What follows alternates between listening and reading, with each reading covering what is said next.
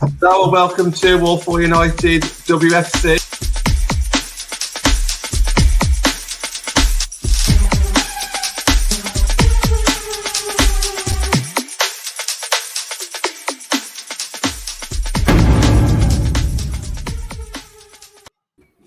Hello and welcome back to Walpole United WFC on a very, very warm, and by, like Charlie just said, backstage, by that we mean about 20 degrees warm over in the UK afternoon, evening.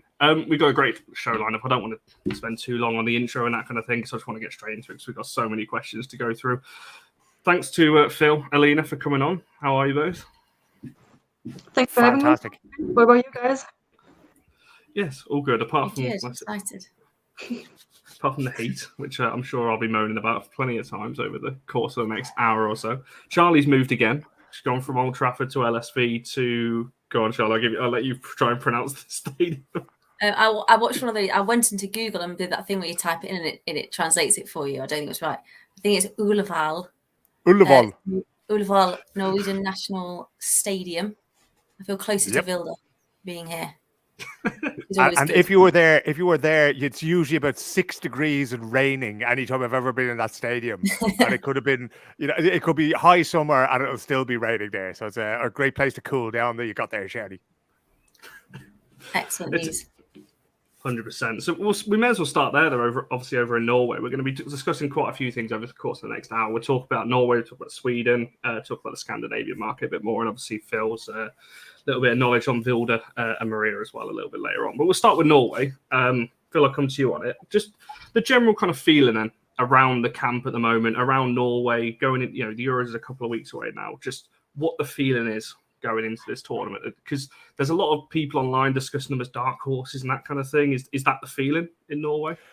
The feeling in Norway is that the moment Ade Hegerberg said, yes, I'm coming back, there was a collective somersault done in the stadium behind Charlie there as they all went, yes, we're now going to be champions of Europe, champions of the world, champions of the universe, because she and a left back, it has to be said, were the missing pieces over the last few years, right? You have the greatest football in the world. We've just seen her in the Champions League final, just doing things that only she seems to be able to do. She makes space for herself. She makes space for finishes.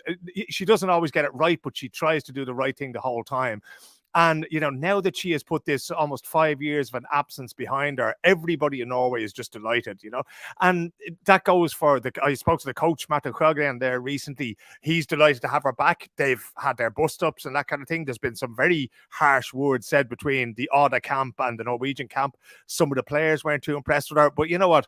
Everybody's willing to sort of, put all these, to let bygones be bygones, because they went from being a team that, should have been happy to make the quarterfinals, you're up against England, Spain, Germany, France, so a team that would have been happy to make the quarterfinals, to a team that genuinely thinks that they can win this tournament. And Connor, I genuinely think that they can win it as well, right? They don't have the depth that some of the other teams have, right? I mean, Germany just have world-class players everywhere. And because we don't see that much German football, we're not actually aware of how good they are, right? Norway don't have that yet, right? And Martin Sjögren has been very conscious of bringing a lot of youth into this squad, rather than picking, some of the players that he would have had at France 2019. You have Emily Horvey, for example, who plays at Roma. Really sort of experienced striker. You really know what you're getting with her. She's out, and they're bringing an awful lot of younger players. So they're going all in on winning this tournament, but also all in on building a team for the future. And if they can keep everybody fit, and if they can get everybody to recover in time, because that's the hard part with tournament football, it wouldn't surprise me to see them, making it to the final, definitely making it to the semi-finals, but making it to the final and causing problems for people when they get there. Just quickly off the back of that, because we are going to talk about the front line in a little moment. I guess the concern would be, is the back line, is it strong enough? You look at the teams that are touted as the favourites, they've got kind of those positions pretty much, you'd probably say 9 or 10 positions are pretty solid. I think if you're the only slight downside maybe to the Norwegian side, you might be able to correct me here, is maybe that back line goalkeeping situation isn't strong enough maybe to go all the way. Is that something you're worried about maybe, or? Yeah, I mean, I was talking to Magda Eriksson, the Chelsea captain, the other day, and she brought that up, like, because I mean, obviously she would know Guro Reiten very well. She would know Maria Thorisdóttir, Mara Mjelde from before, you know.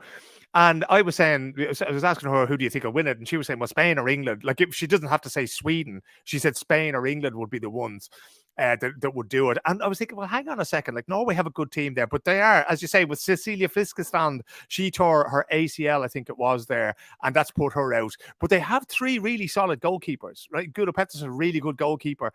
So you have good, experienced goalkeepers. They may not have played at the very highest level, but if you have a good backline in front of them, that doesn't matter. But a big thing then will be the fitness of Maren Mjelde, because Maren is a bit like Magda Eriksson for Sweden. She's not the tallest in the world, but she's brilliant in the air, great positional defender, great leader on the pitch.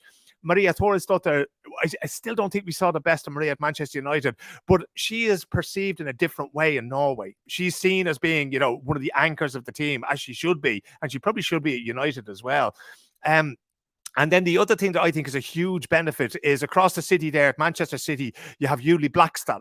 And Julie Blackstad has really come into her own as a left-footed left back. So in 2019, they had Christine Minde. Christine's a wonderful player, wonderful person, went back to Rosenborg, had a baby, but she was right-footed and playing at left back. And England in the World Cup quarterfinals went after her. Like, they really targeted her. And that's where both their goals came from. So, but Blackstad is an incredible athlete, an incredible footballer, a born winner, right? This kid, you know, she doesn't like to lose. A coin toss would piss her off if she lost it, you know?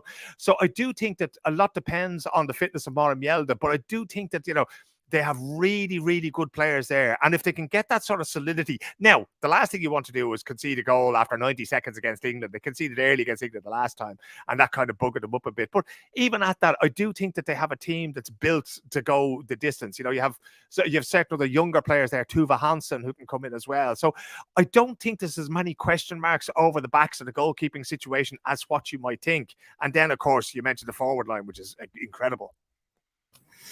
Phil, obviously you talked about the sort of impact that Ida Hegerberg's return to the national side had on the sort of fans and the country and their expectation.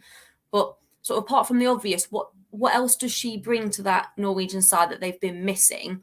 And has her return to the setup also had a big impact on the confidence of the team around her? Has it made them more self-assured and they're more confident in sort of what they can achieve going forwards?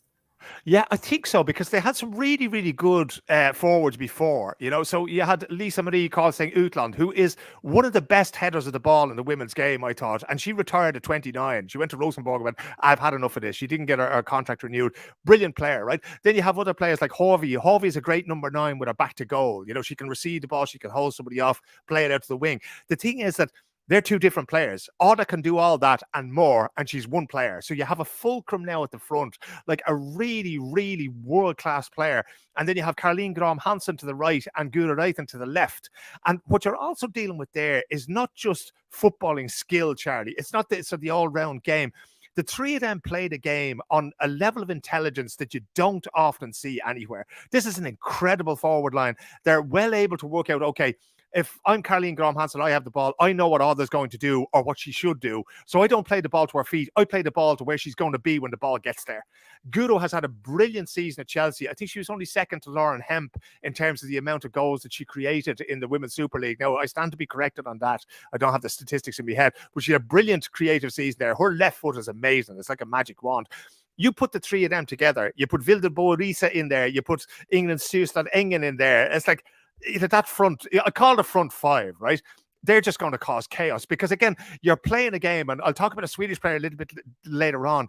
You have some very athletic players, but you also need cleverness to go with that. And that's where world football is at the moment. We're at a stage where, like, a really powerful number 9, like Haaland in the Norwegian men's team is one thing, but players who can think the game and who can punish you, who know what your mistakes are and who can punish them straight away. And that's what Norway have at the moment. And that's what's going to make them so dangerous. Do you know what? It's phenomenal that this is like the first time I've thought about. You've listed all those players, and it hasn't been until Ada's said she's coming back in that everyone's gone, they could probably win this. And actually, even without her, it's phenomenal the level of talent that they've got. So if we look beyond her a little bit and we look at the rest of the squad, you've named a couple already, I suppose, but which other players in that Norwegian side do you think they're the sorts of players that are going to take this tournament by the scruff of the neck, and could be a major part of Norway winning it potentially? I think in 2019, the World Cup in France, there was enormous pressure on Caroline Graham Hansen to deliver, right? She plays at Barcelona. Caro is one of these people that, you know, I love talking about. She could talk about football all day. I love talking about football with her, right? But she also is, and I mean this in the most positive possible way, she's extremely highly strung. She has incredibly high standards for everything she does, right? And she would have been part of the leadership group that would have been in that team alongside Mara Mjelde and a couple of others who would have been there.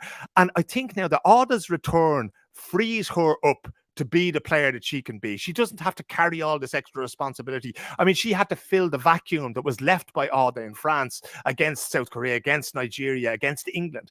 And when you have one player there that you can focus on, you go, and they did. Like, I mean, they kicked one of the games she came off injured. I think it might have been against Korea that she got a kick.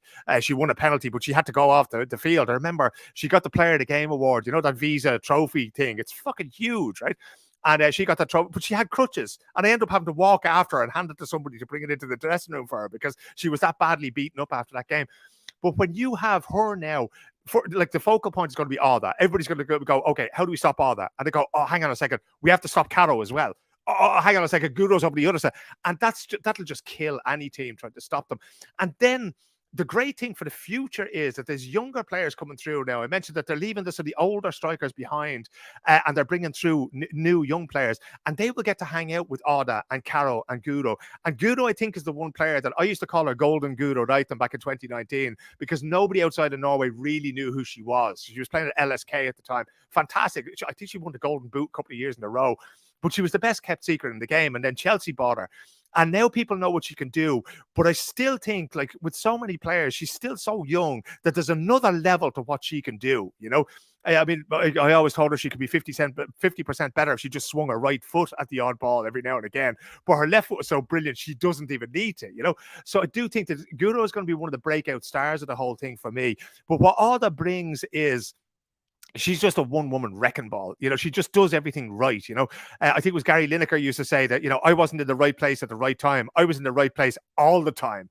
And his thing was that, you know, the others just didn't get me the ball, or otherwise I would have scored twice as many goals. That's what Ada gives you. And if you look at her in the Champions League, that's what she gives you, you know. And it's part of it is innate talent, but part of it is so much hard work. In the year and a half odd that she was out with her knee, like, you know, she never once gave up. She never took a step back in that time. You know, she kept working and working and working the whole time. She did a deal with Nike, and I remember speaking to her. We did a Zoom interview in the middle of the pandemic, and she was in the gym.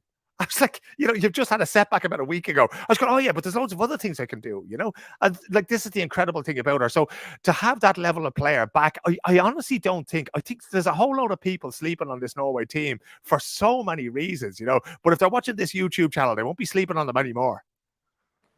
I'm going to be putting some bets on them, I think, by the end of this. Pockets. Alina, I want to come over to you and talk a little bit more about that front three. And obviously, because I know me and you have spoken privately about this, and obviously publicly as well, about Reiten in particular. You know, I think I'm going to come to that a bit later on about United transfers, because if there's one, I really want to get her away from Chelsea. That's never going to happen. But just, Alina, your kind of thoughts on that front three then, and obviously the importance of her coming back. But, you know, Reiten on the one side, Graham Hansen on the other. I mean, and as Phil said, you know, that midfield as well, it turns into a front 5 or 6, isn't it, really? Yeah, definitely. I think there's not a lot to add to what Phil said. That front three is absolutely scary to pose such a threat and such a challenge for the other for the opposite defenders, and it's just massive.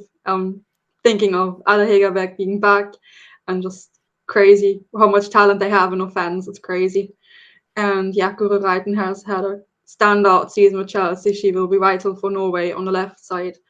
And as you said, Phil, her left foot, that will be great to watch them. And it's great. I think it's quite funny how many people view Norway as a bit of a dark horse. I would definitely count them in as favorites, because that offense is just stacked with talent.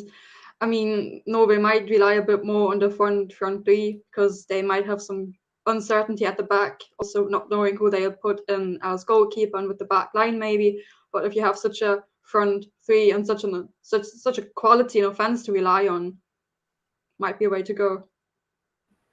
We could see some high-scoring games with them. I think you could be seeing the type of games where, you know, they're winning games kind of 3-2, 4-3, 4-2, those kind of scoring potentially. I can see, Phil, do you want to jump in on that? Or... Yeah, no, I was just looking at there. Like, I mean, there's basically only a handful of caps. I think there might even be 2 caps between the 3 goalkeepers, right? And Vilde Maria, who was the third goalkeeper in 2019, she was out. She was very sick there a year or so ago, and she's still coming back from that. But, you know, they're still really good players. And I think that the coach is a really interesting guy, right? Martin Sjögren. He's actually from a town quite close to where my wife is from, a little town north of Stockholm. And they really work hard in the group to do things right and to hold each other accountable, right? And they know exactly what their weaknesses are going in here, right? So you will have Carol Graham Hansen and Ada saying, okay, we have 3 inexperienced goalkeepers, so we're going to work our butts off in training to make them work as hard as possible and prepare them as much as possible for what they're going to see, because they're meeting Vivian Miedema, they're meeting world-class players when they go out here, you know? So they're going to do that, but they're also going to make sure Maria's going to be in front of them going, nobody gets past. That's it. I'm not allowing anybody past here to threaten them. And that is what will make them grow as a group. And the Scandinavian nations, I think Alina might agree with me here, that they really are good at collective responsibility, at saying, okay, this is what we're going to do, and we're all going to take ownership of that. So nobody gets into the box, right? We either foul them outside it, we push them out over the sideline. You know, if I have to hurt myself, well, that's what I'm going to do to protect my goalkeeper. And that will go through that'll go from all the way down the team then. And that's how they're going to protect themselves from that. So I think that there's a lot of work going to go in now. I mean, I mentioned that the Swedes had already met up, and they're doing their thing now. You know, the players who play abroad are sort of training at the moment now, and then they'll bring the rest in.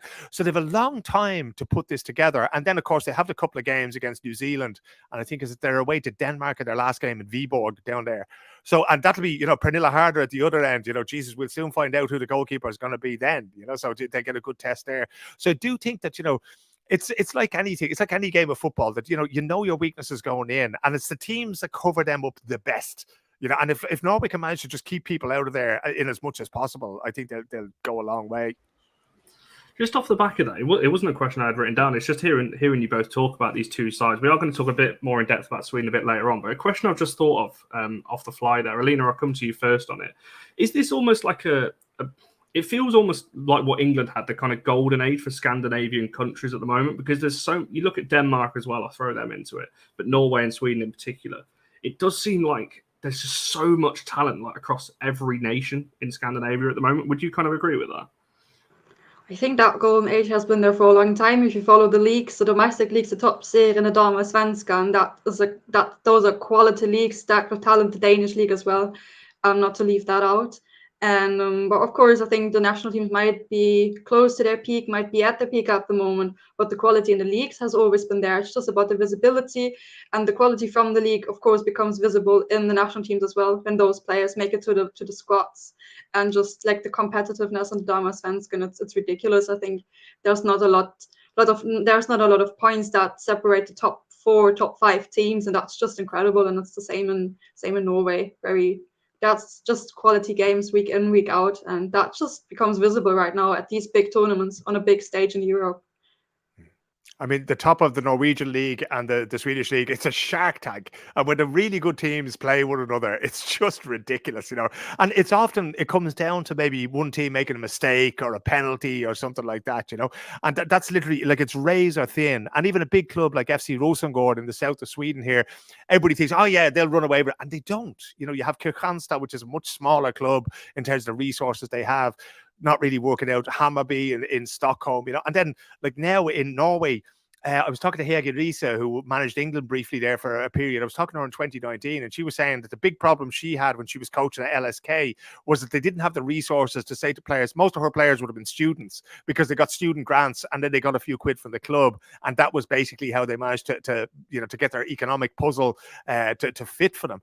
But now that's different, you know. In the Damallsvenskan, there's more and more and more players who are able to devote themselves full time, and then of course you have I mean, in 2019, I think there was only a handful, only one or two of the Norwegians were playing in England or elsewhere. Now they're all playing in Italy. I mean, there's a bunch of girls, Swedish girls playing for Juventus and playing for Barcelona and that. So they're doing okay. They don't have to worry about, I suppose we all have to worry about inflation a little bit.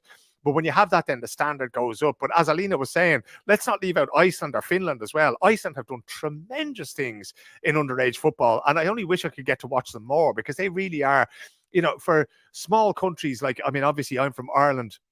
Sweden's a small country, so is Norway, so is Finland. But Iceland, 330,000 people, and they've done incredibly well with both genders to sort of produce generations of footballers who are capable of getting to the Euros and to World Cups and doing well in the Olympics.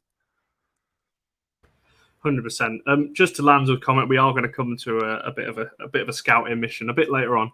We'll come back to recruitment. Before we move on to Sweden, we will just talk a little bit more, obviously, because this is on a United channel, about Vilde and Maria. I'd actually argue probably two of the players that, if you're looking at fans' favourites, I think those two would probably be in a lot of people's top five. Don't think I'm too wrong in saying that. But I just started off with the first question for you, in just terms of, obviously, you've seen bits of them obviously throughout the season. Just how you think their seasons have gone. Just, from Vilda's kind of been in and out of the team, but she's looked very good when she's been in. Maria's obviously had a lot more game time. I think part of that was obviously due to injuries to Aoife and to Millie. But how would you kind of assess their seasons? I think Maria has done really, really well. I think there's always a transition period when you come from a club like Chelsea that is so structured in the way it does everything, and then you're coming to Manchester United, which is also very structured, but these are new structures. There's a certain amount of trial and error still going on in Skinner ball to find out, what the best way of playing the game is, what the best personnel is, and everybody suffers from that uncertainty. I think most players would like to be told, go there, do that, and they'll be happy to do it. But when you have to change these things, sometimes in the middle of a game, it can lead to a little bit of uncertainty. I know the last time we spoke, Connor, I was saying about why not try Maria in midfield, and there's quite a few people were saying, and I think Maria herself would have been one of those people who went, yeah, give me a go there. I'd be happy to do it, because she's one of these players who needs game time. She missed a lot of games due to concussion previously in her career, and it took her time, to get started again. But she's had a good run of games now, and I wonder if something hasn't happened with Vilde. I wonder if there's something we're not being told about her health, or maybe it might be like some small injury that she's carrying that just won't go away, that she just maybe needed these few weeks of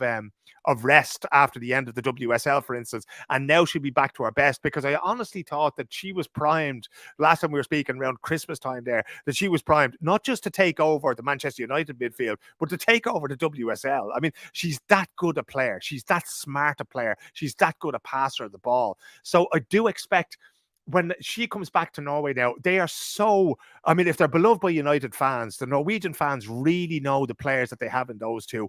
Maria's bravery, her speed, her ability to see the game unfold in front of her, not least her partnership with Mara Mjelde. Those two, they're kind of like sisters. They don't even have to speak. They know, what they're doing there, And that's one of those things I see as being she's going to be a hugely important player.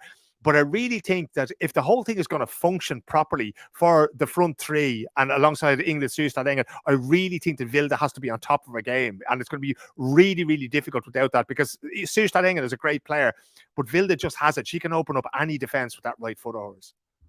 Jonathan, it's interesting what you've said when you talked a little bit earlier about the mentality of the Norwegian side and how it's the side of collective responsibility and bodies on the line, because I think we've seen that from Maria. I think she's really come into her own the last sort of 5 or 6 games for Man United, where they conceded next to nothing. And a massive part of that was down to her. She took a lot of hits and a lot of heavy tackles, which we appreciated. Obviously, Vilde is a funny one because she played the very first game of the season, played well and then was out, and then came in and was there in midfield when Manchester United women had their best period. I think lots of people would say in the season when they were winning convincingly and playing really good football, and she seemed to be a really important part of that. And so we've talked about, and we've been scratching our head, lots of us haven't we, Connor? We talk about it in the stand, on WhatsApp, on here, sort of why isn't she playing more often? And I think probably you could think the only understandable reason would be that she's been niggly or there's been something else, because I can't imagine she's not professional from what you've said. We know how talented she is. And what I want to know from you is really at the start of next season, if we get her back and fit and at her best, what extra can she offer as a regular performer that we don't have at the moment at Manchester United Women that would help us get into that top 3? I think, and I think I said this to Connor before, I think that she needs to play further up the field. She's one of these midfield players who can actually play in any position in the midfield. So she can sit in front of the back four and she can spray the ball around all day and break up the play and that. She can play in the centre, so in the centre circle and control the game from there. But I've always wanted to see her almost as a second striker or as playing off a striker, because her passing is so good. And passing often comes down to making a decision and backing yourself to get the ball there, right? I used to love, when I played the game myself, sometimes I'd be hitting a pass and I'd be going, I have no idea if this ball is going to get there or not, right? And if it gets there, you look like the greatest player in the world. And if it doesn't, you look like a donkey, right? But she plays in, I think I said before on this show that, she plays in spaces that barely exist, only for a split second. And she can play balls into places that will only exist for a split second. And that's where, the further forward you can do that in the WSL. Now, that means having somebody behind her who can take in, exactly, I see a comment there, Toonie, VBR's coming for you, But can you imagine having those two there, right? Now, Vilde doesn't score as many goals as she should, right? She showed a little bit more of a tendency to shoot at Manchester United. I've often seen her doing those, when you do the finishing drills at the end of training and that kind of thing. And sometimes it's looked like, I even try it. And she's thinking, well, probably not going to do this in the game, But she has a fantastic shot now when she wants to do it. And I think it's one of those things as well that, the way certain times you'll have a player and, you might have played a player at centre forward all their life, but they only become, the player that they were meant to be when they play centre back, And I think that you need to open up, or I think certainly Skinner and Manchester United need to open themselves up to the thought of, okay, we have somebody who's obviously a brilliant footballer. The other thing I was going to say, Charlie, was that maybe it's the personnel around her. Maybe there's something there that wasn't working, right? Now, I'd have to go back and watch the Manchester United games for the last season again to work out what that might have been, because she could look really, really good at the expense of somebody else, right? That somebody else is doing their running for her, or that, she's dictating. She might be crowding out and playing in a space where another player like Toonie needs to play, So I think that given the fact that they have this off season now, we're coming off COVID. We're coming off a situation where she won a league title with Gothenburg. The club was basically liquidated. It was picked up, called BK Häcken. She didn't extend her contract there. She went back and trained in Norway. Then she came to United. I think there's been so much turbulence in the kid's life as well that, it doesn't surprise me that things haven't gone smoothly at Manchester United. But that said, this is a game where, it's very much what have you done for me lately? And I think that if she comes back after the Euros, firstly, if she shows what she can do with Norway during the summer and then comes back after that, I think Manchester United might start to look at her in a different light and say, okay, how do we get the best out of this girl? Sorry, I have to keep turning my fan on, fan off every time I unmute because it's so loud. So that's why there's a little bit of a pause in between. It's not the fan that's loud. It's just me being loud. And he goes, Jesus, I have to have something to drown that bloke out. I've only got one more question on those two before we move on to Sweden, unless Charlie's got anything else after that. It's actually one of Charlie's questions. Sorry, Charlie, I'm nicking it. It's on Maria actually, in terms of, can we expect her to kind of stick around for a long time, and whether she's found like her club at home, I guess, with Manchester United. Obviously, previously at Chelsea, a little bit tougher over there. Would you expect her now to kind of stick it around at United? Yeah, I think she was very, very grateful, and grateful isn't even a strong enough word for the fact that United came in and gave her a second chance. Because, and with the best, I know this is a Manchester United show, but with the best will in the world, anywhere you go in England after Chelsea is a step down at the moment, right? You're talking about the team that's won the Women's Super League for the last 3 years, playing the best football with some of the best players in the world, never mind in the country there, right? And when Maria was told that she was surplus to requirements, I would imagine that was, emotionally and professionally a very difficult thing to hear. But then when she got to Manchester United, it wasn't the easiest thing to get into the team either. And I think she had a little bit of convincing to do. But as Charlie rightly says, when she came in there and she was given a run of games, she showed what she can give Manchester United. And Manchester United as a club, as a football institution, really should love Maria Thorisdóttir. She's exactly what Manchester United, in my almost 51 years on this earth, she's what that club stands for. That passion and that fire and going in there, and let's call her Thor. Exactly, Titus. That she's that kind of player. And I think that it's one of these things that if you love Maria a little bit as a player, you'll get so much in return. And again, this is the process that Manchester United are going through, because, they don't just have two Norwegian players in Vilde and Maria. They have a whole club to run, and Skinner has a whole club to run, and he has to get the best out of not just them, but all these players. But I think gradually he might be coming down to the realization that, okay, find the right place to have Vilde on the field and then put Maria in a place where and I think she's kind of taken that crown now. She's decided, right, that's it. You know, if you want to play with a back three, play with a back three. If you want to play with two centre halves, then I have to be one of them. I have to be the person who goes out and smashes some young one and sets the tone for this, because that, more than anything, Charlie, I think is what you need to frighten other teams in the Women's Super League, right? You need to make them afraid of going in there. Do you know what I love about her as well? She is one of those players that's turning around and amping up the crowd. Like, she's really into it. If we're getting a bit down, she's like, come on, which I really like that sign. That's a Man United thing. That's like a Roy Keane thing, isn't it? That's getting exactly. Yeah, but that's what I mean by saying that if you love her just a little bit, and I love her a lot, if you love her just a little bit, you'll get so much back out of her, both as a player, but also as a leader on the field. Then. Yeah. That was brilliant. Yeah. Go on, Connor. No, you go for it. I was going to seamlessly there, but you just ruined it. Slip on over to Connor, the well done. Super Swedes. I'll just do it now. Shall I just do it now? Yeah, no, take it away. Take it away. Obviously, we'll go to Alina first here, but I can't. I've got my sister-in-law Swedish, so I can't sort of talk about them without sort of looking backwards a little bit. At the Olympics, obviously they were one of the big favourites going into that, and they bulldozed everyone. Not as sort of flat track bullies, but brilliant. They're like exceptional footballers, technically gifted, lovely football to watch. Knocked out the USA easily, and then obviously lost in the worst possible way I think that you can lose to Canada in penalties.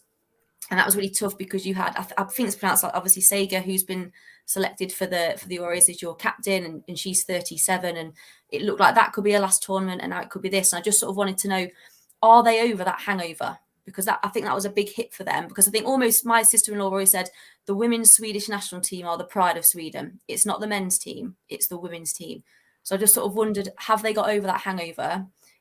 Could it negatively affect them, or do you think actually it'll be a positive thing that will drive them on?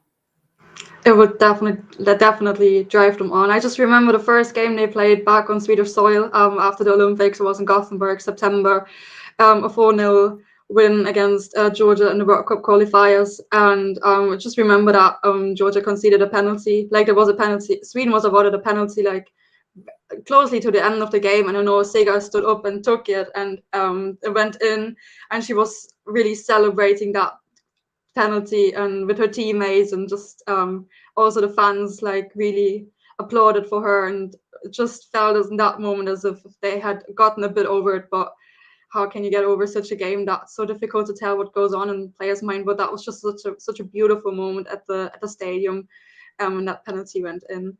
And I think thinking back to the Olympics, they showed everyone what they are capable of doing, that they can go all the way, that they can go to a final. And I think this year they really want to show that they can win, that they have the quality in the squad, not just individual quality. If you look at Sweden, they have grown a lot as a unit. I also think that the tough loss last year made them even grow more together as a team, as a group, with one common goal, and that is the Euros title. And I'm pretty sure they can go all the way again. I was going to ask you, Alina, is that the same question I asked Phil, obviously, about Norway? Is that the feeling around Sweden that maybe that you're going into? Because I think someone put earlier on, there's about 6 or 7 favourites. Is that the feeling in Sweden that you are going in one of the favourites?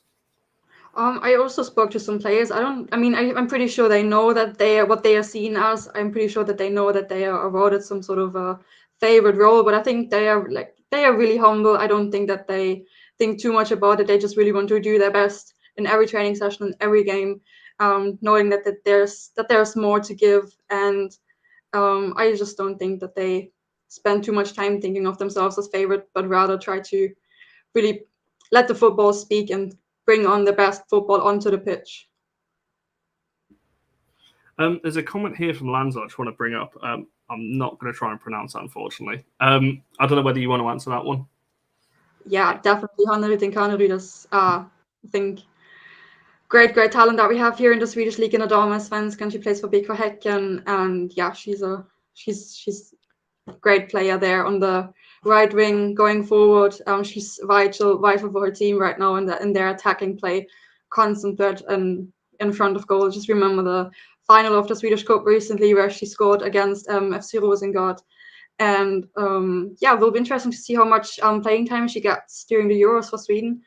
I think we obviously saw her during the Algarve Cup in February, and last year during some World Cup qualifiers where she definitely left an impact and where she had people talking about her. And I think she like it might take some more time, but she can definitely be the next star player in a team that's full of star players. And yeah, it will be interesting to see how much playing time she gets at the Euros, or maybe we will even see her in 2 weeks when Sweden play Brazil in Stockholm.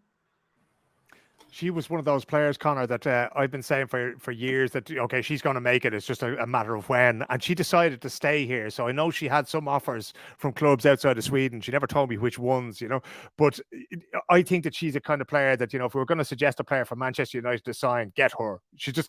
Sometimes you say, okay, well, we have players, like, just get her. She's just that good. Get her in there. Let her do her thing. I was down in Gothenburg there. It was in November or December, Alina, when they played against Bayern Munich in the Women's Champions League there, and it was poxy freezing. It was a desperate night altogether, and snowing and everything else like that. And every time she got the ball, you just forgot about how cold you were. She's just electric, And I really think that she might be the joker. She might be the one that they go, okay, start her on the bench, right? But then all of a sudden, if Sweden go a goal down to Switzerland or whoever, say, okay, get her, dust her off now and let her go, because she's fantastic. She gets on the ball and then she just goes, okay, her instinct is just, I'm going to run at people and I'm going to see what happens there. And I think she'd be a brilliant player in the Women's Super League because she's tough, she's strong, she's quick. And in that game against Bayern Munich, in which Beko Häcken got absolutely hammered that night, I think it might have been 5-0 or something like that. But she was one of few players who didn't look out of her depth. And I think that's a huge benefit. And that's what I mean. We're having a player like that in the bench in Sweden. Norway don't really have that to that extent. Norway have a really, really good core group, as do Sweden. But Sweden have that little bit more depth. And just to get back to what you were saying about the Olympics there, they actually won. Do you remember they won the silver medal at Rio in 2016? So they won the Olympic medal there. And that was, jubilation. But this time in Tokyo, they won the silver medal. And I've never seen people as devastated in all my life. Literally, tears and screaming and crying. It was like, that wasn't how it was supposed to happen. Now, I love the fact that Christine Sinclair, who's one of the OGs of women's football, right? She scored 1 billion goals in international football. She is well worth a gold medal. That wasn't the script. The Canadians came in there. They weren't that great. They didn't play that great. But again, Sweden sort of, arrived and they thought, okay, well, we just have to do what we always do and we'll win. And Canada just sort of outfoxed them on the day. And I think that is a really, really deep wound for a lot of those players. I know for Hedvig Lindahl, the goalkeeper, for Magda, for Stina. Stina was like, that would have been the crowning glory for her, going into a Champions League season. She knew she was going to be going somewhere else and that. And then all of a sudden the wheels come off. And the great thing about football and the awful thing about football is once the whistle goes, you can't get it back. That's part of your legacy. And Sweden, for all the superpower that they have been in women's football for years, the only title they have is the European Championships in 1984. Right? They have any amount of runners-up medals and silver medals and Olympic silver medals and things that you or I would give our right arm to have. But that's not how these things are measured. You want to be the best. And Hedvig Lindahl said to me the other day, like, it's our turn. And I was going, yeah, but you have to bully your way to the front of the queue in that case because there's nobody going to hand you a championship now. Go on, Charlie. No, I was going to say, because it can almost become like a horrible rite of passage, can't it? Like a narrative, like you're the also rans, the nearly girls, because we talk about Man United women like that at the moment as well, always coming forth. I was also wondering, obviously, like, people, obviously, there's people who are interested in women's football massively and know lots of players, and there's some people that have just got more of a surface level interest as women's football goes. So they know about Ruffalo, they know about Blackstenius, they know about Eriksson. Are there any other players that you think we should be looking out for who might be sort of surprise packages during the tournament? I think one player that you should definitely keep an eye on is Filippa Angeldal. I think she might go a bit under the radar right now because she didn't get a lot of playing time since she made the move to Man City. But before, she was also at Beko Häcken and she's been massive there. And just thinking of all the Sweden games she has featured in, she's really made an impact. Like this year in April, they played Ireland in their decisive World Cup qualifier, and Ireland 1-1. They had like they had a back five, and Sweden really had struggled like creating chances and creating shots on goal, and it took them like, when was it, 70th minute when they scored, and it was after the coach Peter Gerhardsson had subbed in Filippa Angeldal amongst others, and I think she made the assist for that winning goal. It was a draw at the end, but that was enough to make Sweden qualify for the World Cup, and so you can see she's made a great impact. So she's definitely one to keep an eye on. And there's other players that have been with Sweden for a long time that don't get enough credit, like Olivia Skog, Hannah Glass, Caroline Seeger, of course. And at the back line, we'll have Linda Sandbrand back after tearing her ACL, I think it was last year. That made her miss out on the Olympics, but having her back and in defense would be a big boost for Sweden. So there's definitely a lot of players to keep an eye on, not just the youngsters, but also the more experienced players, the great characters of the team. Actually, there's another one there, Alina, that maybe especially for Manchester United fans in particular to keep an eye on, and that would be Kosovare Asllani, who's out of contract at Real Madrid, right? And, this is, I come on, you'd swear I was the agent for half of these players, Connor, but she's one of those that if you can pick her up. Now, she's such a good player, right? She's been to Paris Saint-Germain and, she was there, she did her thing, but she really has, she's in her 30s now and she really has matured into a fantastic footballer. So Real Madrid brought her in because they wanted to get to the level that Barcelona are at. The only problem is that they're at such a level that no human being is going to get there at any time in the near future. So she's done her best there and now she's kind of said that she's done in Madrid. So what's left? There's one of the big French clubs, Lyon, I don't know if they're going to want her. But somebody like she was at Manchester City before, didn't really settle there at all, but she has such an amazing capacity. Again, a player who plays the game, her brain is so much faster than everybody else. And if you were to stick her, I mean, Jesus, there's going to be so many playmakers in my Manchester United team when I take over from Skinner, but she's just one of those players that I love. Small, technical, really intelligent, tremendous finisher, and just a really, really clever footballer that you could get in there and who could play a variety of roles. You can put her up there as a striker on her own. You can have her playing off the striker. You can have her playing second striker. But just, I think one of those things that I was saying earlier on that, you need to bully your way to the front of the queue here. And that really, after, of being the fourth team in the WSL now for so long, Manchester United are a top team in the WSL now. That's it. They got to fourth place. They're a top team now. But it's time to kick on now and sort of, push Spurs behind you, try to break into that top 2 or 3 teams there. And but they're the kind of players who will do that for you. Now, it's really hard because they're looking for Champions League football. They're looking for probably a lot of money as well, but if you're going to make that break, if you're going to really establish yourself as a top club, you're going to have to do that in the way that Arsenal did, bouncing back by grabbing Blackstenius and almost taking the title there as Manchester City slipped a little bit. So that's the kind of players you need to get in there if you're going to bridge that particular gap. I mean, there's a comment here. If you ever want a change of career, Phil, director of football role, or I don't know what the official term is, head of women's football, I think it is at Manchester United. That role's still going out. I would bankrupt the club in no time because I love these girls so much and women's football in general so much. I just give them whatever they asked for, and it would be a glorious half season until the club went bankrupt and couldn't pay their wages anymore. Just before I ask you both, just final thing on Sweden, Alina, I just want to come to, because I think you mentioned this player, Hannah Glass, on the last show you were on. Just a little bit about her, obviously, and the importance, but potentially, that obviously she's still at Bayern Munich, I believe, as well. So, obviously, I know you know quite a bit about her as well, just her importance on the team as well. Her importance is just outstanding. A regular starter both for Bayern and for Sweden. Solid at the back. She can play right back, right wing back, so very flexible there. And that's just that the Swedish national team coach likes, flexible players that he can use in different roles. And she would be just a dream signing for every club, but she's at Bayern still, so no wrong hopes. But a great player, really reliable, and we don't talk about her enough. She really deserves all the credit. Rarely puts a wrong foot. Really important also for the build-up play at the back, but also going forward. Just think of her dangerous crosses that she puts into the box, into the final third. And she recently scored her first goal for Sweden during the Algarve Cup, and what a goal that was. So also think of her, maybe her goal for Bayern against Chelsea. So she really has it all, and she has great quality. Yeah, because I think, Charlie, when we were discussing our 3 dream signers, I think Risa was in my 3, and I think Hannah Glass might have been in yours.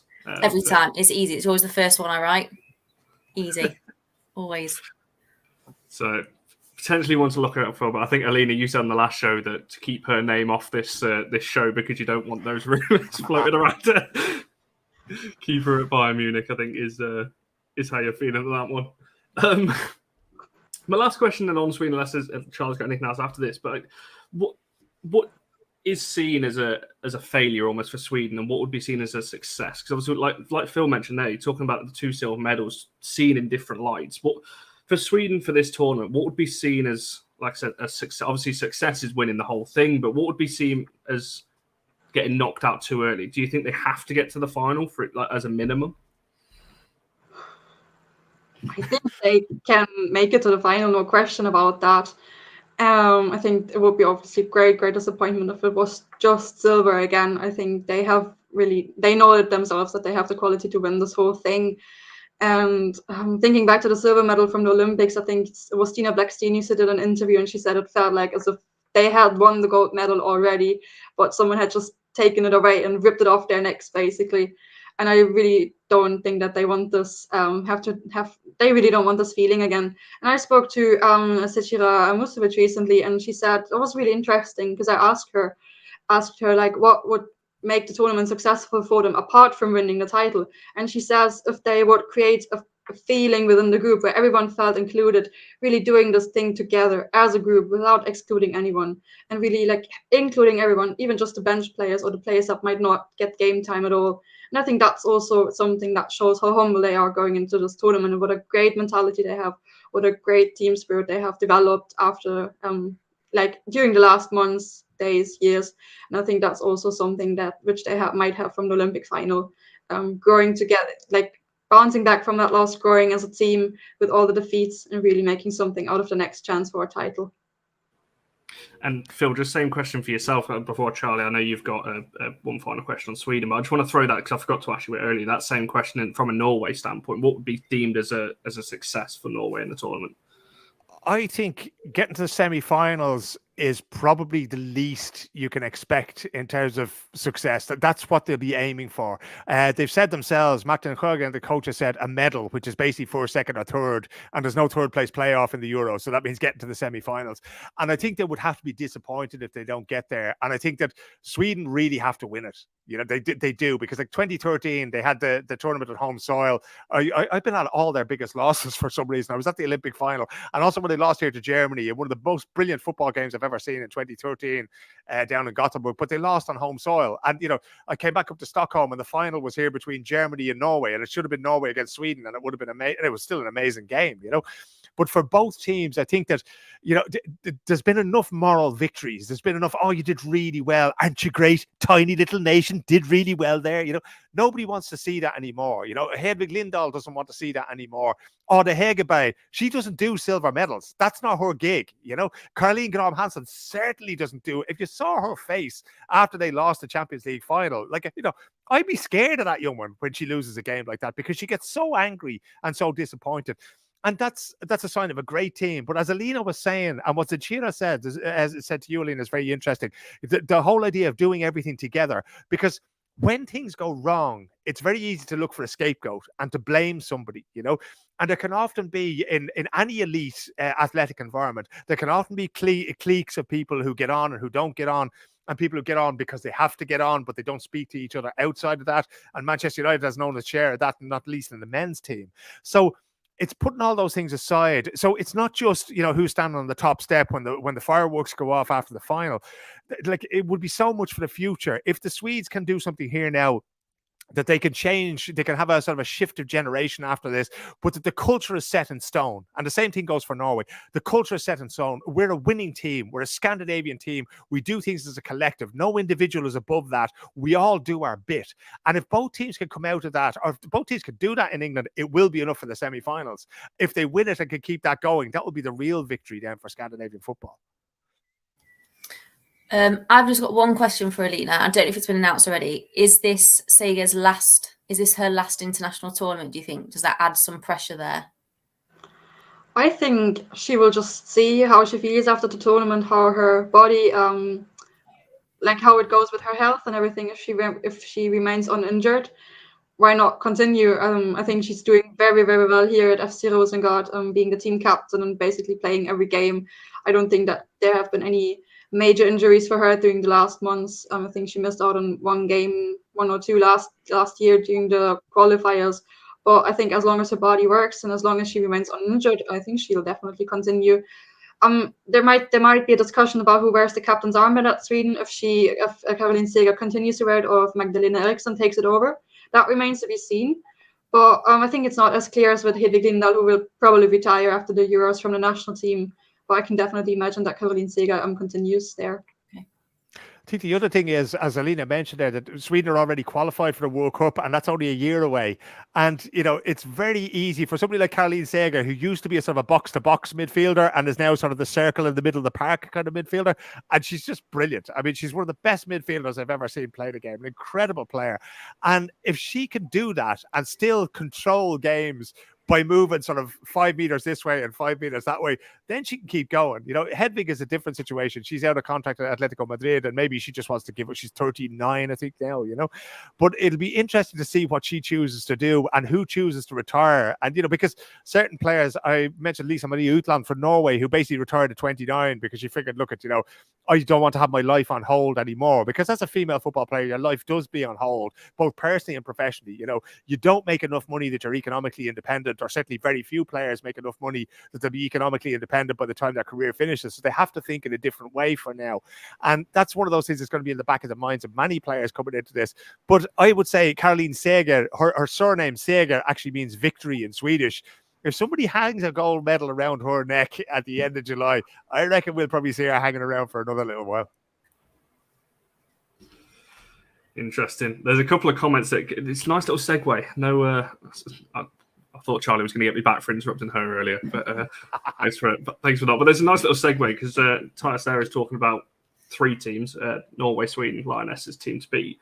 I just want to get both your opinions. I believe you might be back on before the Euros and certainly during or after, but just in case you're not, your kind of thoughts on the rest of the tournament as a whole, because there's a lot of teams. I think there's a lot of people talking, you know, a lot of chat online that there's 6, 7, maybe 8 teams that could go the distance, but obviously only one can go the full distance. So Phil, I'll come to you first on it then, in terms of how you assess the other teams, and obviously the Lionesses in particular. Obviously home tournament, added pressure there. You know, a lot of people say that's a good thing. It is for the fans and for the people in and around, but the pressure of it's a home tournament, you know, with that weighed on them as well. So just your thoughts on that in terms of the other teams around. Yeah, I think you're right there, Connor. I think it's not to be underestimated, because I remember Sweden crumbling in 2013 against Germany and just not able to find a way back in that game. I remember France doing the same in 2019, right? I was working for FIFA at the time, and I remember going to their team hotel because they had these, you know, upload stations. So they had, like, you know, fiber broadband, and they're going, no, you can't come into the hotel. And we're here working for FIFA. We don't care. We don't want anybody in here. I thought that's a bit weird. And they really did. They played like a team that was scared. And this is one of those situations where, when I was talking about Sweden and Norway and this idea of collectivism and that kind of thing, and of everybody taking responsibility for what happens, that's really, really important, that you don't descend into this fragmentation and, you know, you should have marked her and you were supposed to be looking after the post at the corner there. And it can really easily happen. In that, I see is a TJ saying Serena's a great coach, home field advantage worked in 2017. Yeah, absolutely. But there's also the thing of, you have the expectation of England are playing, without a shadow of a doubt, the biggest games in this tournament. Every England game is going to be an event in the way that never was before. And for a lot of these players, even with, you know, a really good Women's Super League season behind them, that's the first time they're going to be playing in front of 20, 30, 40,000 people. And that brings with it its own pressure. So, you know, I think it's actually less about what happens on the pitch and more about what happens in the minds of the players and around these games, how well they're sort of coached, how well they're able to recuperate, how well they're able to prepare for these games. I think that the mental aspect of it is going to be hugely important. So the teams that really pull themselves together and that really sort of have one another's backs, I think, are going to succeed here. And that leans really towards Germany for me, Germany, Spain, Norway, Sweden. And I think that England is going to be difficult, especially if they get a little bit of negative press, for instance, which they haven't had to deal with, but which we know the English tabloid media are always willing to put the boot into any England soccer team. And the same thing for France. I don't really think that France have recovered, brilliant and all as they are. I just don't think that, you know, that they're back to where they were maybe 2-3 years ago just yet. I think they still have a little bit to go there. And Alina, just same question to yourself. How are you kind of viewing? Because I think you were on a show when we were talking about Germany, and you said that I might be putting your words in your mouth here, but I think you said that you didn't fancy them too much. I think I was a little bit more like pessimistic about Germany because they have a lot of they have recently experimented a lot with their starting 11, so it's not clear which starting players they will go into the tournament. So that's a bit difficult to predict. Germany is very unpredictable. I'd say have a bit of a shaky backline, a bit of a shaky defense. The national team coach hasn't found the perfect centre back pairing yet. Those she's went with previously haven't harmonized very well. So that's a bit of an uncertainty around the German national team. They also haven't announced their final squad yet, so there's a bit of, yeah, we're not sure how that will work out. So I wouldn't consider Germany as really heavy favorites as I would do it with Sweden. But still, Germany will probably make it out of the group stage. But after that, I don't know how far they can go. But it's just generally, if you look at what great games we'll have this summer from a fun point of view, that's incredible. We have a great summer ahead of us. And just the quality within all the teams, that's incredible. I like that there's a big pool of favorites, not just one team where everyone thinks of that they will win it. The Lionesses, obviously, great quality in the squad. Let's see how they will do tonight. I think they'll play soon. And that will be very interesting to see. And there's other great pre-games coming up. Sweden against Brazil, Denmark against Brazil.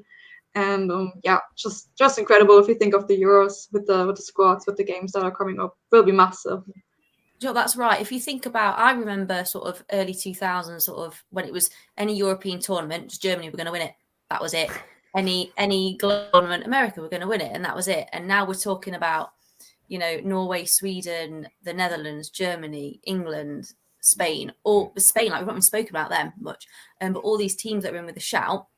What I would like to know, Alina and Phil, is what you think of the Lionesses' squad selection. So if you look up, there's nine players there that have never played in a major tournament really before, which is quite a big for them, with smatterings of experience. Which players are there players in that squad where you think, yeah, they're game winners for England? If something happens to those, they're going to struggle. And were there any players that perhaps weren't selected that you think maybe should have been or could have had a positive impact, or do you think sort of Serena's selection was bob on really? What are your thoughts on that? Well, I think there's a couple of different ways you can put a squad for this tournament together, and England have sort of been a little bit mirrored by the way Norway did things, right? So they're getting in a lot of players who haven't got a whole lot of international experience, but there's both an upside and a downside to that. The upside is that you can form these players exactly how you want them, right? So none of those players is going to go and say, well, Phil Neville did that differently. That's just not going to happen with them. They're really impressionable. And often, especially if you're building a squad for the future, that can be really, really helpful. And then you still have this sort of experience. You do need people who've been in that position before, right? On a totally sort of, removed thing.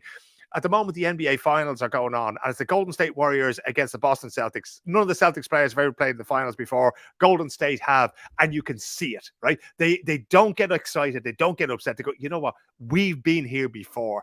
Now, the question is, how much responsibility you're prepared to give those players, right? I always say it's difficult to criticize a coach a lot of the time because we don't see what happens in the training ground. We don't hear the conversations with coaches like Skinner about, okay, how's this person doing? Would she be able to do this job for me in this formation? How would she react under pressure? What would happen if somebody published something about her on Instagram? All of these things play into, it's not just what we see in the field that play a part of those decisions. So sometimes who we perceive to be the best players don't get picked there, and yes, they turn out to be really good at the end of the day, Now, I don't consider myself an expert on the England squad, but I think I can sort of see what Serena's trying to do. She's trying to pick a team, not pick a team, but pick a squad that she can get through the whole tournament without too much drama, knowing that every person here can contribute. I know what they can contribute when I need them. And in that way, I think that, I'd be inclined to agree with her. I'd be inclined to think that, okay, she knows her own mind best. She knows what she wants to do best. And I think that it's pretty good after coming after Phil Neville. I wasn't a huge fan of Phil Neville as a coach. I don't think he had a huge amount of experience in the women's game at all coming in there. I don't think he learned a whole lot whilst he was there either.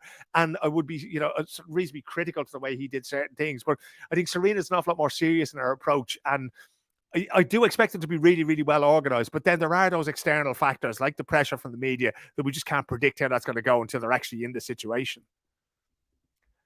And right as I finished talking, Alina was drinking her tea there, so she couldn't take over. But I'll take on now. I definitely agree with you that there's a lot of pressure on the English team.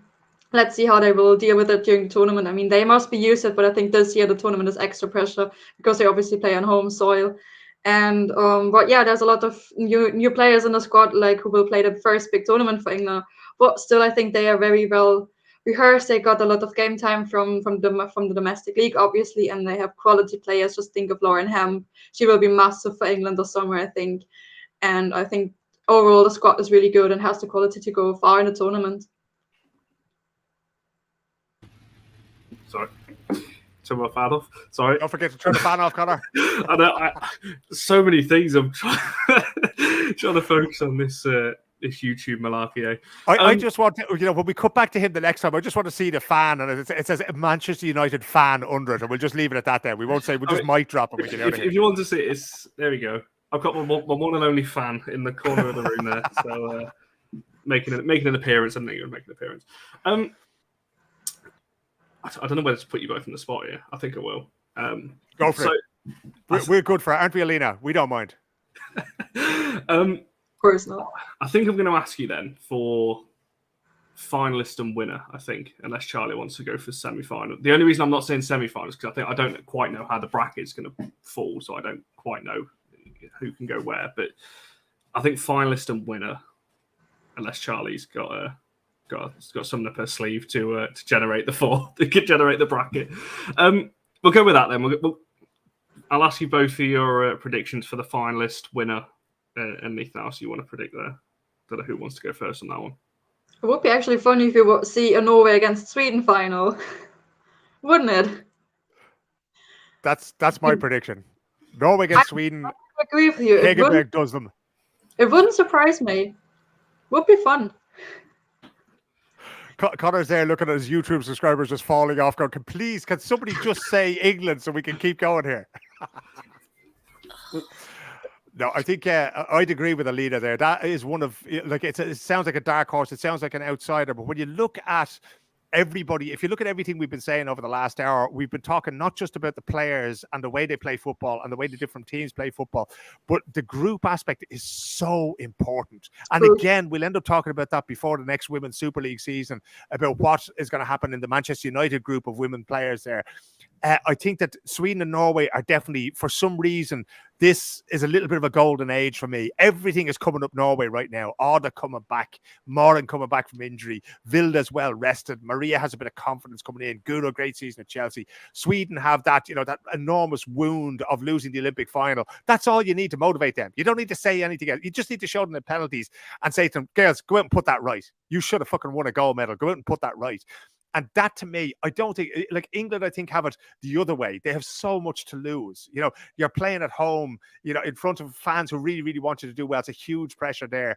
As Alina was saying, Germany is a little bit turbulent. They have some 23 brilliant players, but they still don't know their best team.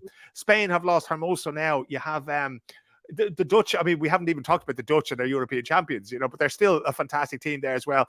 Maybe not as convincing as some of the other teams there. So, I definitely think that, an all Scandinavian final, we don't talk about betting on this show, but, sneak into your local bookmakers and see what odds they give you on that one. Do you know what? I think, if I look at it, I think it's, you look at Group A and Group B, and I think obviously the top two from those go through and then they go into the quarterfinals. And you look at that, I think that's how it works. You've got Norway and England, which I would hope would get through. And then in Group B, you've got Germany, Denmark, Spain. So it's going to be tasty, whatever happens. There's no easy route there at all in that side. But you know what, Charlie, it's one of those things that if you want to win a tournament like this, right? I have never been one for, they got an easy route to the final. I don't think that's beneficial. Go out there. If you want to be European champions, go out there and beat the best teams, right? So if you get Germany in your quarterfinal, beat Germany, I mean, I'll bang the drum for Ireland now because we never get to do this on shows like this, right? But when Ireland came to Gothenburg and played against Sweden, they did a really good job of cancelling Sweden out. Fluky goal, went in 1-0 up, and it took Sweden until the 70th minute. And Alina mentioned the changes that they had to make just to get one goal against Ireland. Now, they only needed a point to qualify for the World Cup, and they celebrated qualifying for the World Cup. The Irish fans celebrated like they'd won the World Cup because, they never got as good a result away as they did there, right? So that shows that if a very small nation with no history in women's football like Ireland can neutralize a team like Sweden, that shows that it can be done. Sweden's run to the Olympic final last year and Canada winning it shows that the team with the most heart, that's best organized, that has the tactical plan on the day can do that. And I don't think Sweden or Norway or the Dutch see themselves as being lesser than Spain or Germany or England. And I think that's what's going to be the thing. I think we're going to see fantastic games, as Alina was saying there. And as TJ said in the comments there, if you want to be the best, you got to beat the best, right? And that's what makes the Euros. I still think that the Euros is for men and women is still the best tournament out there. There's nothing to match it. A World Cup, you'll always get some nation that's snuck in by the back door. I felt sorry for Thailand at the last Women's World Cup, for instance. There's always going to be a couple of punch bags out there. There's none of them at the Euros. And if you win that, I've never seen any team win the European Championships and somebody went, they didn't deserve that. You always deserve to win the Euros because you have to. Otherwise, you're not winning it. I think most of England were saying that in the men's Euros final last year about Italy. They should have lost against Denmark in the semis, mate. So you're not going to be cheering England on then, I guess, Phil. Oh, look, I think for the women's game, and I mean, one of the greatest things that's ever happened to the women's game is the WSL going full-time professional and the Sky deal. It's magnificent what that has done for the sport. And Magda Eriksson was only saying it the other day. She was saying it's like night and day. Sky, being on Sky, having your news reported in the newspapers and that kind of thing. It's brilliant. A good, competitive, solid England team is an absolute, like, England's the home of football. You have to be good. England have to be good for the rest of the world to be interested at all. It's always more exciting when England are good and competitive, as it was and has been the last World Cup for men and the last European Championships for men. So it's brilliant to see them up there. And their rise has really played a major part in lifting the women's game, not just in Europe, but globally. So, they really have to be up there. I just don't know if they'll be able for what it is they're being presented with just yet. I think it may be coming just a little bit too early for them. 100%. Before we wrap up the show then, I've got one question for myself, because I like to do this. I like asking like little quick fire questions. So I'm going to do this then. Obviously, I know both of you don't follow United too much. And Charlie, you can answer this as well, actually, I think. You can only pick, if you could move one player from the Norwegian and Swedish squad, transfer them to Manchester United. Obviously, we know Maria and Vilde. Who do you think would be the best person, the best signing from either of those squads across to Manchester United? Do you want me to go? Anyone? you know which Swedish player I'm going to say. You know which Swedish player? Glass, always. And then I would go Reiten. Because I think Russo is going to be as good as Hegerberg. I do think she is. Oh, I like the sound of that. Alina. Oh, I think Johanna Rytting Kaneryd from Sweden, and from Norway, I would probably go with Tuva Hansen. There you go. That's an excellent one. She was one of the shouts I had for sort of domestic players that they should keep an eye out for. I think on current form, I'm going to say Elin Rubensson, who plays at BK Häcken. Again, another fantastic, small, skillful midfielder. There's a pattern starting to rise here for the kind of players that I like to see, right? Rubens is just a tremendous footballer. And I would love to see her at Manchester United. I think she would take the Women's Super League by storm. And I think she would make so many other people better. And I see Titus is there saying, obviously we would all like to see Alda play for Manchester United, but not going to happen. So we're trying to be realistic. Rubensson is definitely a really good candidate.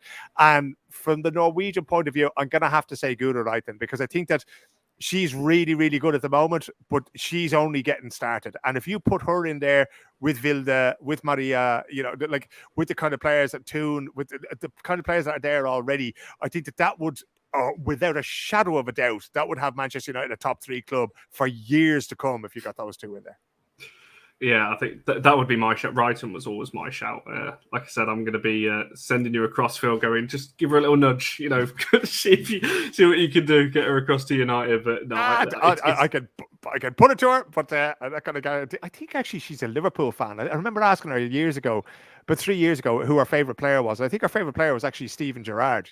But I honestly think that, like, the problem is, the interesting thing with the women's game, Connor, is that, like, the contracts aren't that long. So it's like 2 years, 3 years. And when they're done, and people just walk away, right? So imagine a club in Chelsea. Now, Chelsea's a little bit different now because of the sanctions and Abramovich and et cetera, et cetera. We'll see how, their financial muscles look, But if it comes to say, I never thought that they'd let Maria go. And they did. And United picked her up. Now, if they let Guro go, we'll see what happens. You never know what's going to happen in this game. And if in a year and a half's time they let her go, all of a sudden, it's not beyond the bounds of possibility. But as I say, I just think that, she's headed for the stars. She's already a brilliant, brilliant footballer. And I still think there's another 20-30% that she can add. 100%. And to be fair, TJ, I do actually agree with you. If we're talking realistic, at the moment, if you're looking at the way United is currently at, I don't think none of those. I don't think. Elin Rubensson. I'll call her now. We'll call her now, Alina. We can go and knock on her door. Go, come on, Elin. We've signed you at Manchester United. Get your bag. Get your hubby there and your son. Let's go. I'll tell her next week at the camp. Do that. Tell her I said so. Oh, that would be a first. Coming from all for United shows to sign into Manchester United, that would be quite something. I'd say if it happens, we're going to want our flowers then, Alina, aren't we? If it does happen. Well, make sure you get those. Okay. So just my last question, and before we wrap up, and then Charlie, if there's anything else from yourself, but just a little briefly, you like, or however you want to answer it, just on the Scandinavian market as a whole. Obviously, we just spoke about Norway and Sweden, but the leagues as a whole, is there anyone there that you think? I don't really like that phrase, hidden gems as such, but kind of going under the radar that no one's. There's a lot of transfers already happening by the bigger clubs, but the current top three, Chelsea, Arsenal, City, so on, they've already made some signings. Do you see anyone from the Scandinavian market that's kind of going under the radar, or that you'd expect to make a big move this summer that's not really being spoken about? It really wouldn't surprise me if Jonna Rytting-Kanerud would go to a bigger club this summer. I think that's almost certain. I think I haven't seen any rumors yet, but it really wouldn't surprise me. Yeah, I'd have to agree. I'd say 100% after this Euros. I don't expect to see her in the Damallsvenskan when everything starts again after the Euros. I think she's been biding her time. She's been learning her trade. And I do think that, they are going to spring her off the bench at some point, when some stubborn, when they can't get through Portugal or something, and they're going to throw her in there and she's going to get the job done. And all of a sudden her phone is going to be melting in the dressing room when she gets back in, because that's how good she is. Definitely. There we go. So I was flicking between comments and all sorts. I've had a nightmare tonight. Like we said, there's a couple of names out there, but it has been quite quiet, hasn't it, at the moment? Particularly from a United point of view. We've only had the one official announcement anyway, which will be discussed tomorrow. Tomorrow's show, Barry will be discussing Martha Harris's departure at 7:00 tomorrow. So I think we might as well wrap it up there. We've covered a hell of a lot in an hour and 10 minutes. I could speak to all three of you for another hour, 2 hours talking about Scandinavian football, because there's so much to go through. Phil, Alina, really appreciate your time, and obviously thanks for coming on. You'll definitely be seeing more of these two over the next 6 months or so, and particularly obviously with the Euros. I believe you're both off to meet the national squads now. Are you not? Norway and Sweden? Yeah, I'm heading next Thursday. I think, is yours on Tuesday, Alina? No, we have on Monday already. Monday evening. On Monday, okay. Yeah, that's supposed to be the Yeah, so I'm going over on Thursday, and Friday is like, it's kind of like Friday here is like Christmas Eve. It's Midsummer's Eve, and, it's a big bank holiday, but I've got to go to Oslo. And at the airport here in Stockholm is as bad as the one in Manchester at the moment. It's a disaster to get through it. So I might go over there in a bicycle or a drive or whatever, but that's when it starts. So you go there, I do 1 day of interviews, and I'll come back here for a couple of days. And then I think I'm going over on the 3rd or 4th of July. And then I'll be there as long as Norway are there. And I might even hang around afterwards, because, if the Swedes are there, if the Norwegians do get knocked out, which I don't think they will, but hopefully we'll be there. Hopefully myself and Alina will be sitting side by side in the press box enjoying a Sweden versus Norway final. Yes, definitely. See you at Wembley. See, what we'll have to do, if you're all over in the UK, we'll have to do this, but in person. We'll have to hire out like a room somewhere and do like an 100%. In-person podcast. Ladies, make that happen. Let's see if people want that. And there's a lot of people saying, Phil, check your emails. Man United are after you. To be fair, we need it, and you do a brilliant job on here of hyping players up and trying to bring them across. So. If I do sign that contract, I will be breaking the news here on All for United. It's the only place that I would give that scoop to. See, there we go. We'd love to hear it. Really appreciate both of you coming on. Like I said, Barry's back tomorrow at 7:00 for the fans forum with some new guests, some existing guests, and some old faces to talk through the Martha Harris departure and everything like that. And we'll have some content over the weekend, but we'll be back next week, where we're kind of changing up the content now. Obviously, heading towards the Euros, we'll be talking about Spain and Netherlands in more detail, and Germany and all of the clubs as well. So, Charlie, thanks for coming on as well, and we'll see you guys very soon.